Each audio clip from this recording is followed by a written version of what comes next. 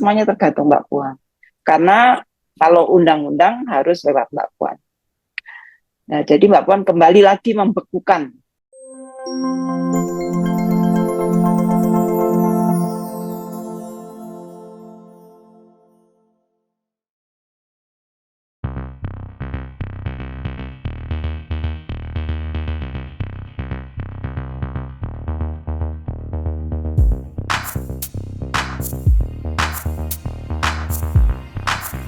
Pekerjaan apapun ya, tidak mengurangi sedikit pun harkat dan martabat kemanusiaan yang ada pada setiap orang. Meskipun dia bekerja hanya sebagai pekerja rumah tangga, ya, harkat dan martabat kemanusiaannya harus tetap dihormati dan dijunjung tinggi. Karena itu, ya, Gereja Katolik Indonesia sebagai institusi keagamaan, juga sebagai institusi pengemban moralitas, ya, mendesak kepada lembaga DPR, ya, lembaga yang berwenang untuk membuatkan aturan, regulasi, lembaga yang punya hak legislasi untuk, ya, secepatnya mengesahkan rancangan undang-undang pekerja rumah tangga, perlindungan pekerja rumah tangga menjadi sebuah undang-undang. Kenapa gereja mendesak supaya rancangan undang-undang itu segera disahkan? Karena gereja Katolik Indonesia sangat yakin dengan regulasi yang sah, ya, ada jaminan perlindungan terhadap apa yang menjadi hak dari para pekerja rumah tangga. Ketika ada regulasi yang berkaitan dengan perlindungan pekerja rumah tangga, maka, ya, kekerasan yang terjadi bisa diminimalisir. Kesewenang-wenangan yang terjadi bisa diminimalisir. Termasuk ada jaminan sosial yang bisa diterima oleh para pekerja rumah tangga. Para PRT bekerja untuk mendapatkan nafkah untuk keluarganya di rumah. Maka ketika kita bisa menjamin hubungan kerjasama tetap landasannya kekeluargaan, tetapi dengan jaminan yang lebih besar bagi para pekerja ini, maka kita juga sedang bicara tentang kemaslahatan keluarga-keluarga yang ada di desanya. Keadilan sangat penting untuk kita bisa mewujudkan masyarakat yang maslahah. Dan karena itu, wahai para anggota DPR, saya mohon dengan amat sangat, mari kita tunaikan keadilan kepada para pekerja rumah tangga yang selama ini mereka masih dilemahkan oleh sistem. Puan dan Tuan adalah wakil rakyat, wakil mereka, wakil para pekerja, wakil para keluarga yang berusaha untuk memperbaiki nasibnya. Mari kita tunjukkan bahwa kita memang punya komitmen penuh untuk menjamin kehidupan setiap warga bangsa Indonesia, siapapun dia, terutama mereka-mereka yang selama ini masih tidak terlindungi oleh sistem. Moga-moga kawan-kawan di DPR bisa merefleksikan dari kehidupan pribadi mereka dan merefleksikan dari mandat atau amanah yang mereka dapatkan dari masyarakat, dan juga merefleksikan dari tugas sebagai pembuat regulasi, sehingga mereka yang terlemahkan dapat menjadi bagian dari kemaslahatan bangsa.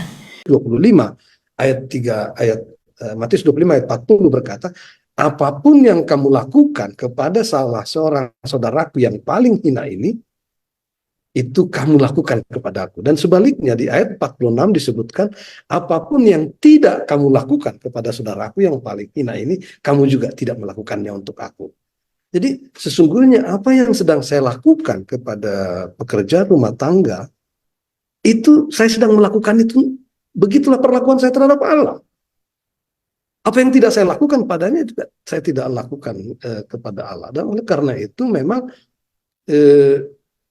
dalam perspektif Kristen, keadilan menjadi sangat penting. Sayang sekali yang sering muncul di permukaan seolah-olah kasih, kasih Kristen itu kasih. Padahal kasih tanpa keadilan nggak bisa. Karena perlakuan terhadap sesama manusia itu ya keadilan itu.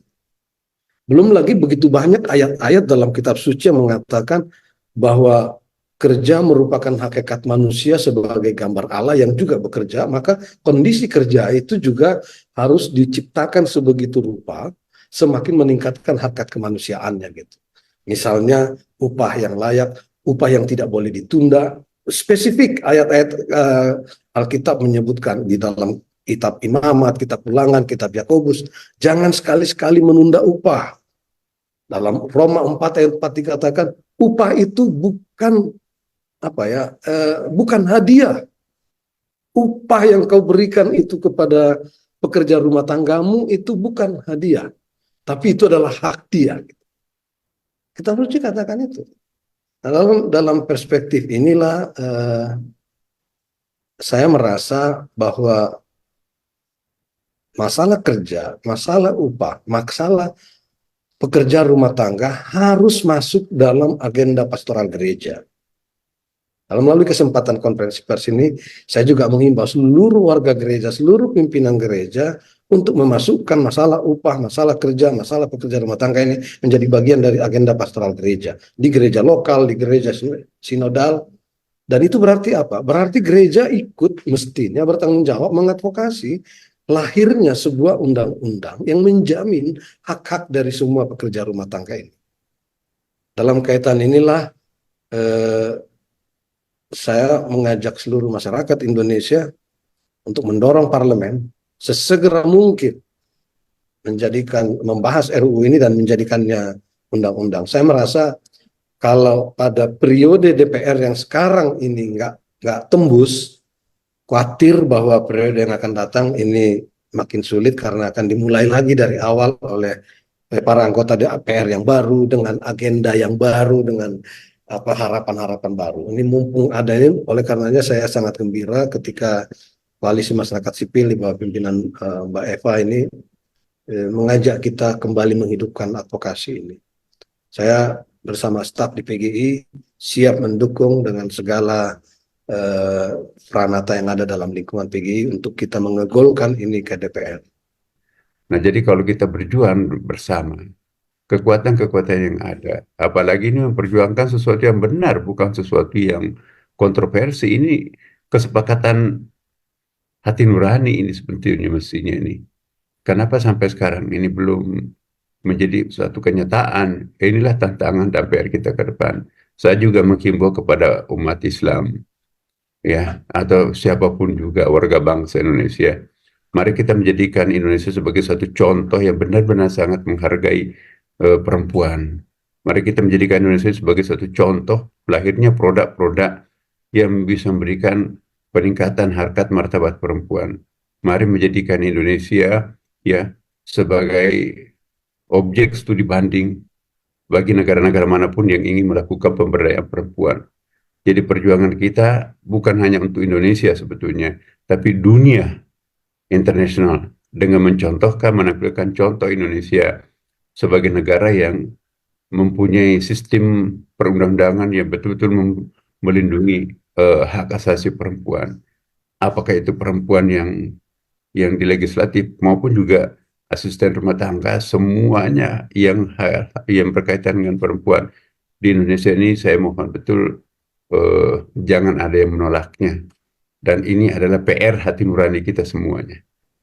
Dari survei yang terakhir, yaitu perbudakan modern di dunia, Indonesia itu masuk ke posisi 10 terburuk di seluruh Asia Pasifik. Asia Pasifik itu isinya 50 negara.